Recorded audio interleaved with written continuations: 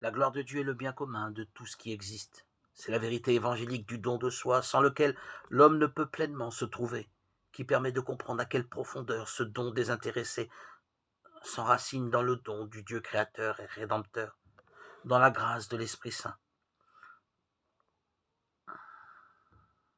Sans cette effusion, il serait vraiment difficile de comprendre tout cela et de le réaliser comme la vocation de l'homme.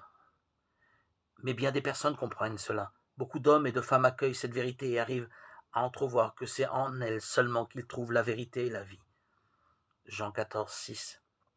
Sans cette vérité, la vie des époux et de la famille ne peut parvenir à son sens pleinement humain. C'est pour ça quoi il ne faut jamais se lasser d'enseigner cette vérité et de lui rendre tout témoignage, tout en faisant preuve de compréhension maternelle pour les nombreuses et complexes situations de crise dans lesquelles les familles se trouvent impliquées, pour la fragilité morale de tout être humain. Nous devons toujours demeurer fidèles à la vérité sur l'amour humain, autrement on se trahirait nous-mêmes.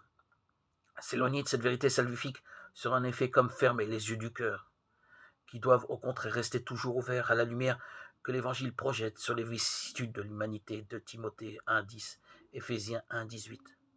La conscience de ce don de soi désintéressé par lequel l'homme se trouve lui-même est à renouveler sérieusement et à garantir constamment face aux nombreuses oppositions qu'il rencontre de la part des partisans d'une fausse civilisation du progrès.